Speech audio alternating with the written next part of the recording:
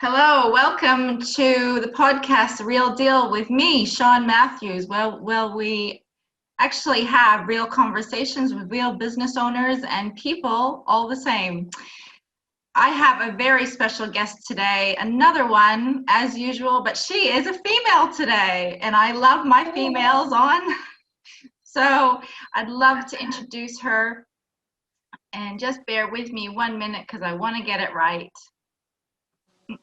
So her name is Leanne Clune, and she helps soulful changemaker female entrepreneurs to cultivate their cash flow and manifest a new financial reality for themselves. With over 15 years experience running her own finance company, she has helped hundreds of clients save millions of dollars collectively.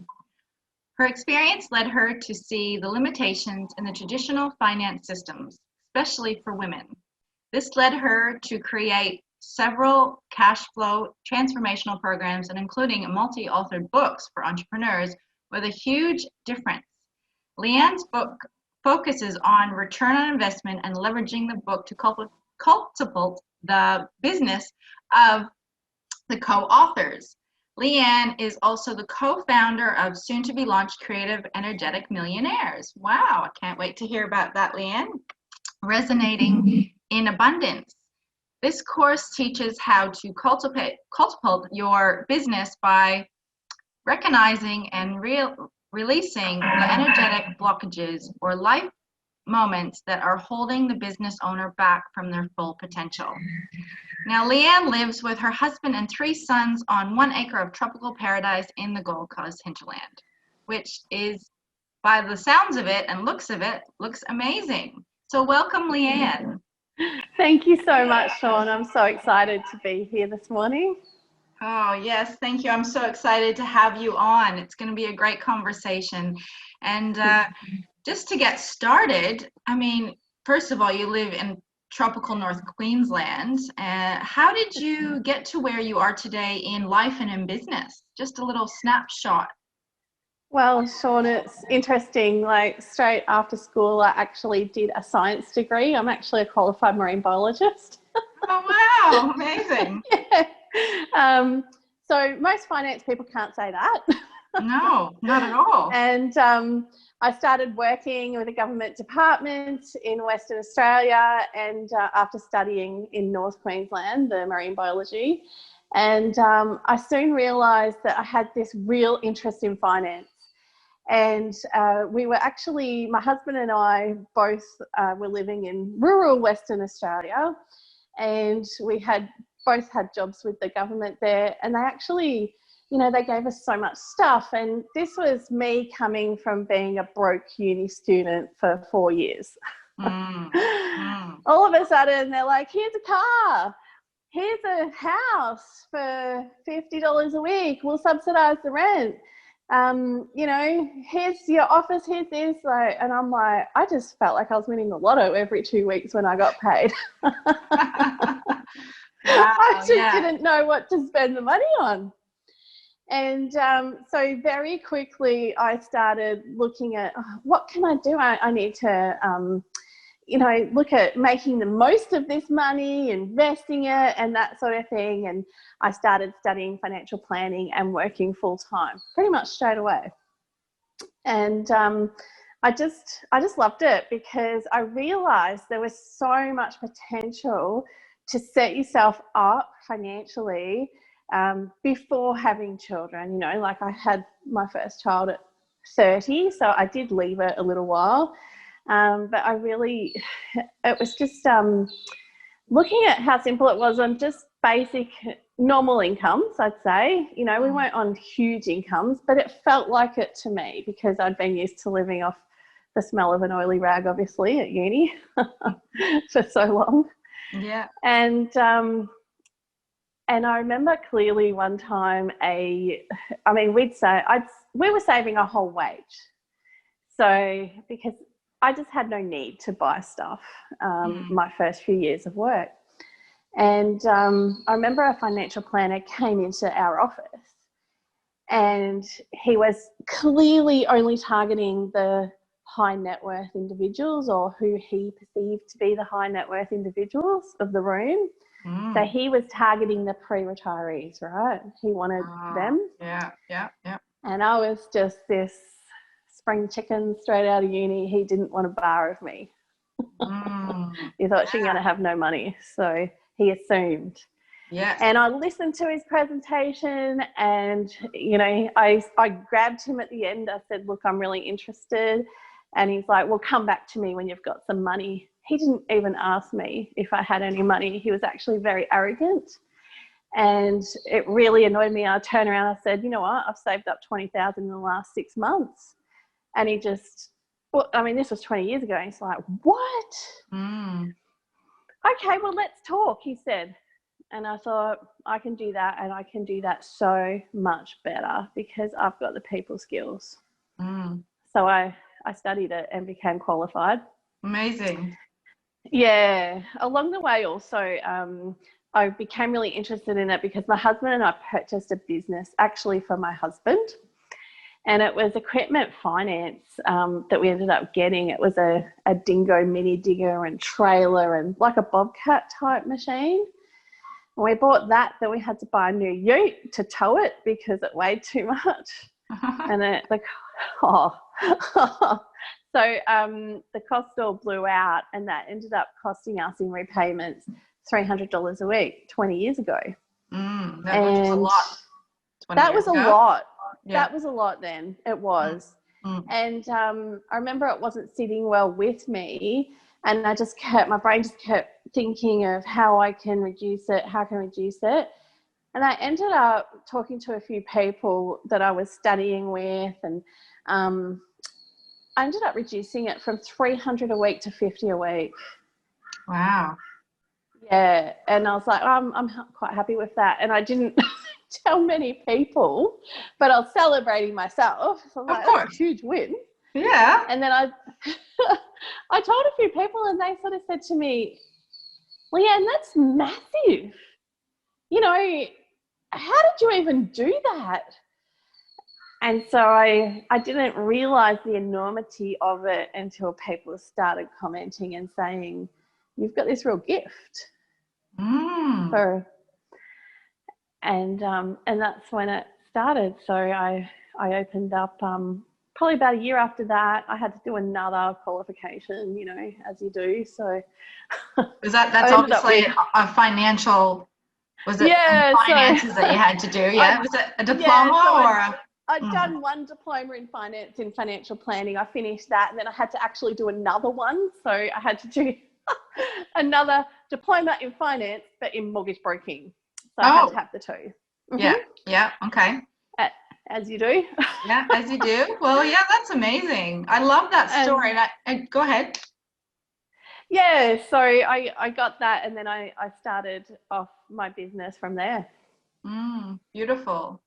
I actually love how you started, and I just wanted to go back to how you started when you're in marine biology and somebody just came in, just a man, and was targeting other people that thought they had more money than you, but really you actually had a lot more money than he thought.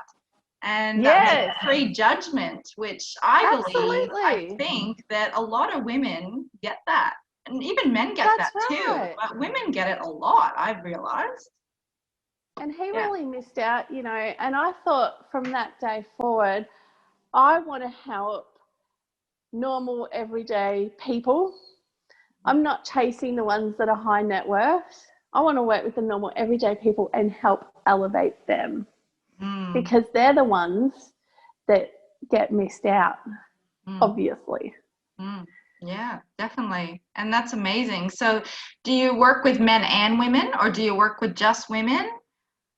I work with both. So, but what I find is women will come to me, and then they'll drag their partner. So if I'm doing, it depends what I'm doing, Sean, because I've moved into a lot of different areas recently.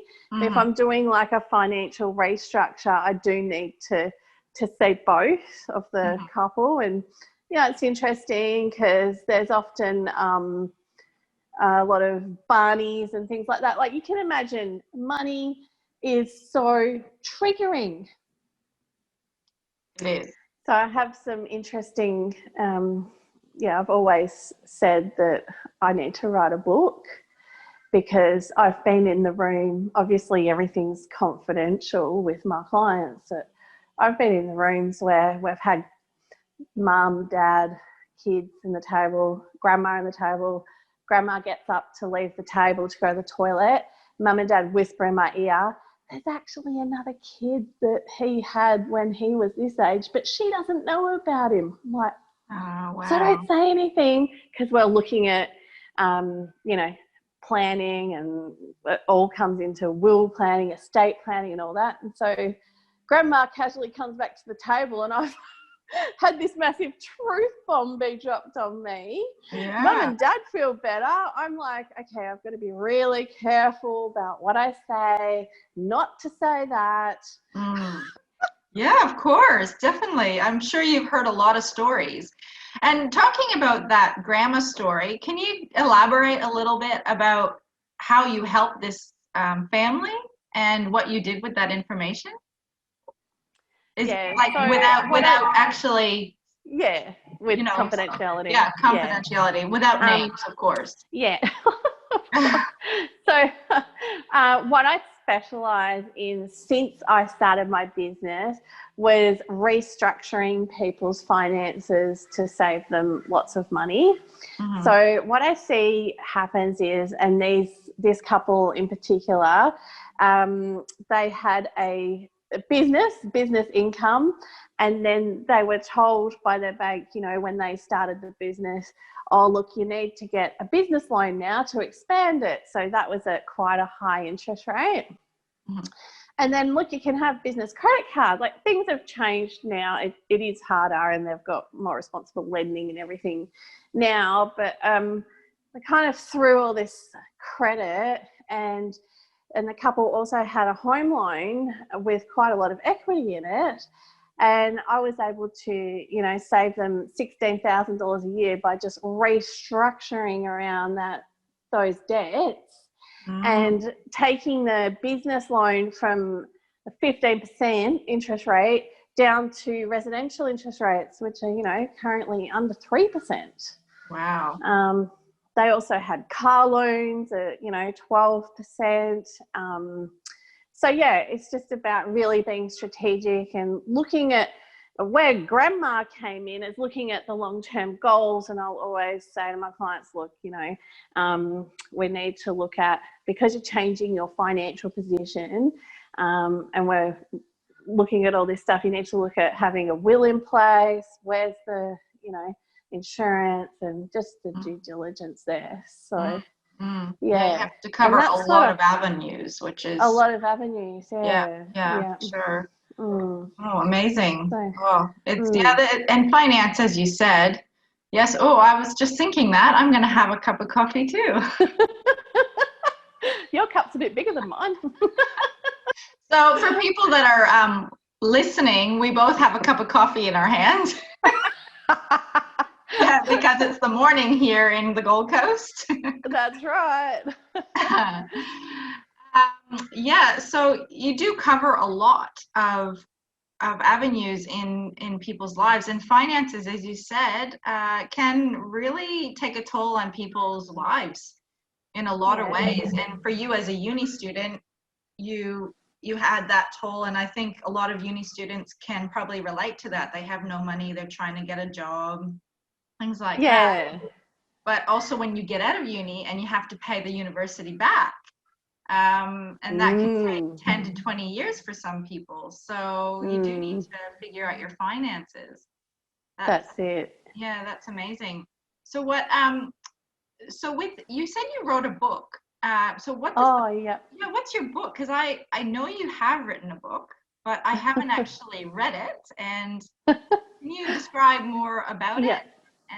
So last year, in amongst a crazy year that we all had in 2020, I took on a project to be a co-author in a multi-author book.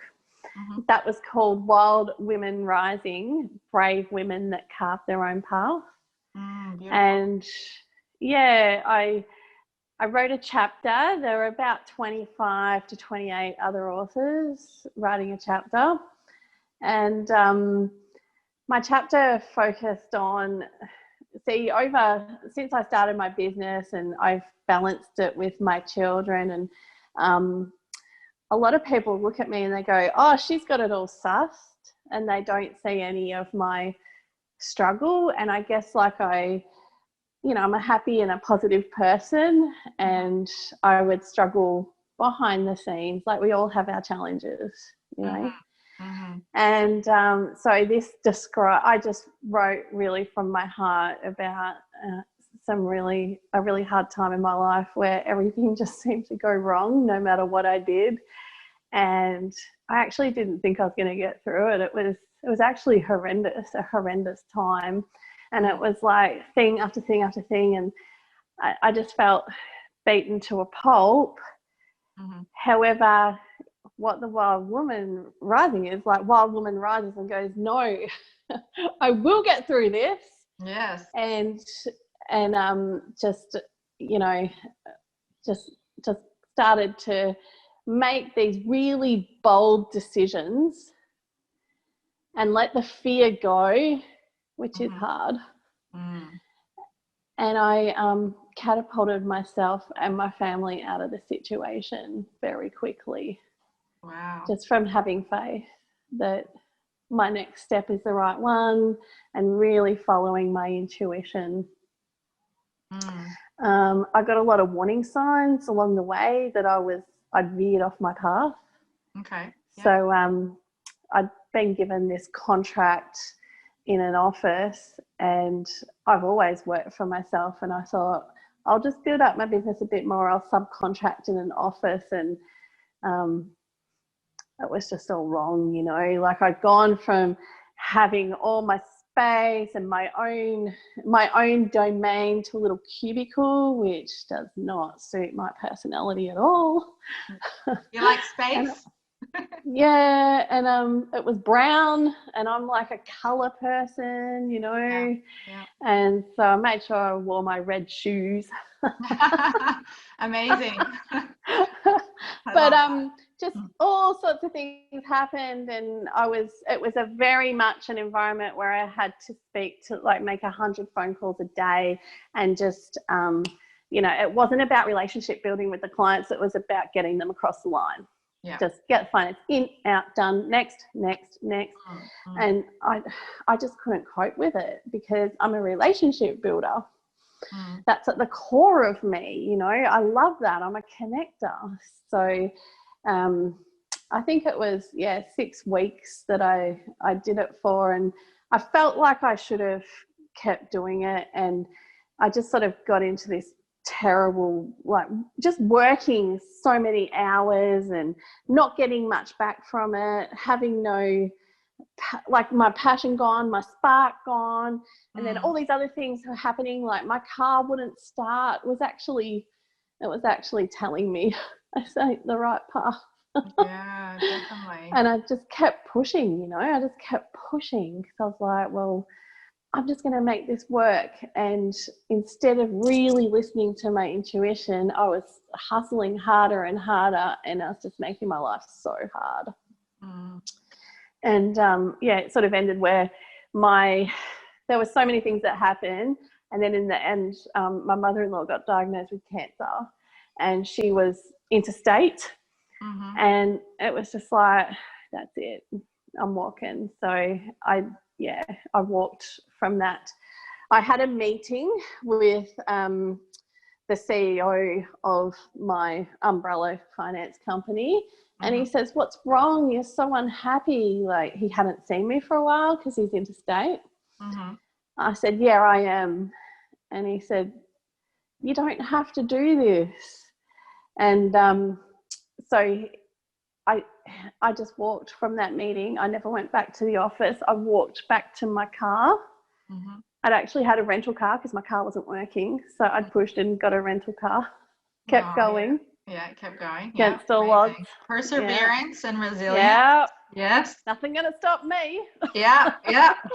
You don't want to go car? I'm going to get a rental car. Yeah. So just ridiculous when I look back. But on that walk, it was a 10 or 15-minute walk back to my car. And I'd made the decision. I'd told them I'm not coming back. My phone rang 3 times with 3 new clients direct to my business. I was like, wow. Unbelievable. Fantastic. And yeah, go on. Yep. Yeah, it was like, I just, you've really got to link in and follow that intuition. I knew I was on the wrong path.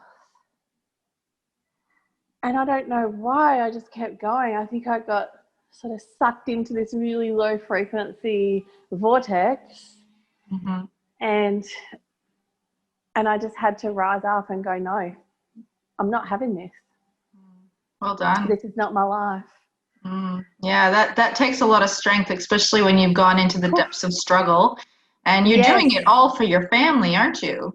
So you were really doing it constantly, and I'm sure a lot of people that are listening or watching can understand that because they've been there before. They've actually. And this was only 6 weeks. People do it for years, but I think I was meant to experience that because I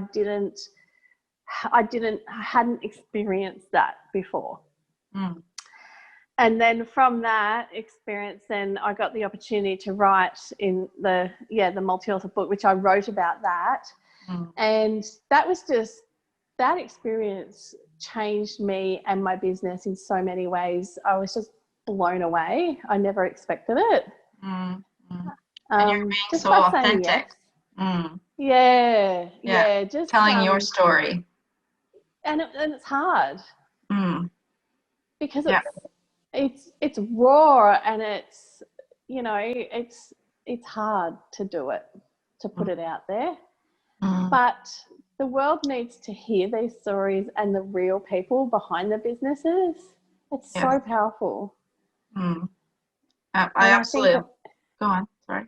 Yeah, you go.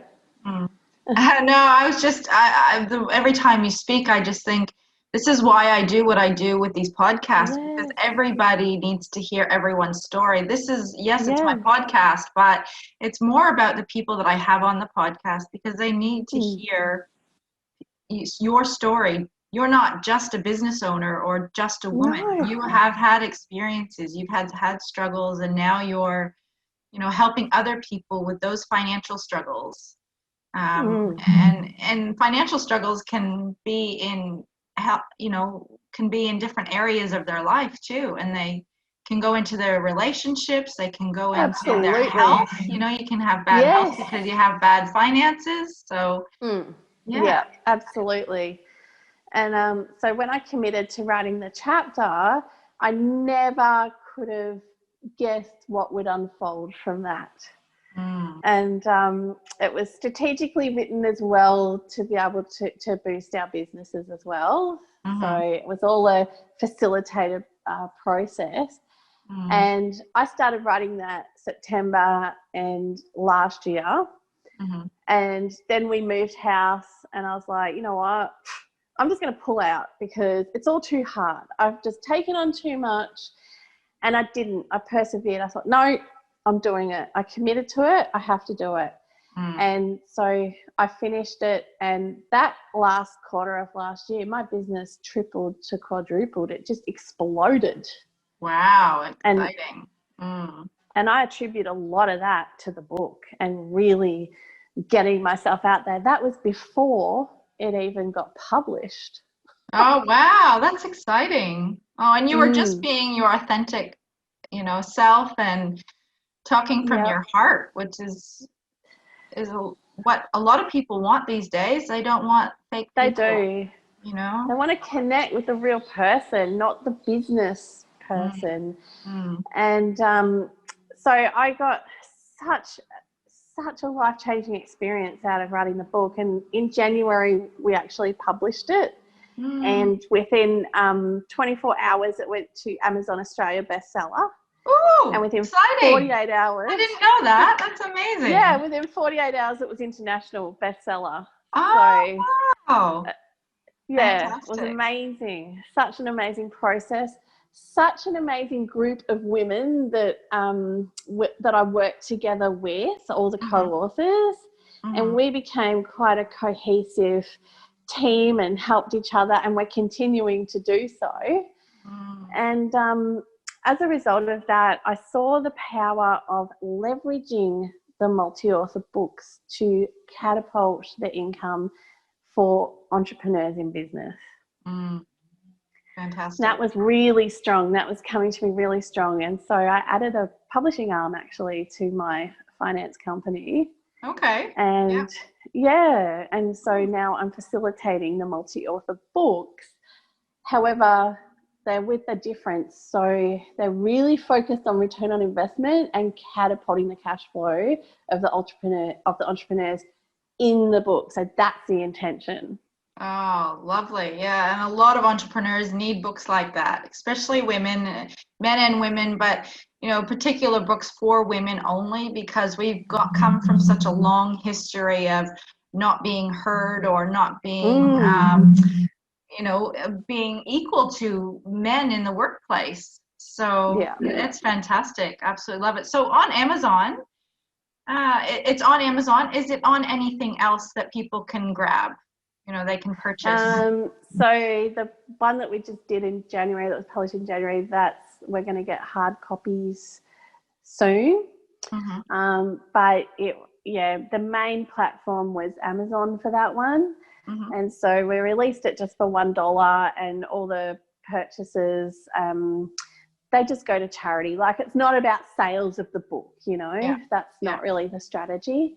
So the strategy is more writing a really deep story from your heart, and then linking that to why you're in business, really, because all us entrepreneurs, everyone's got a story in them. Everyone has many.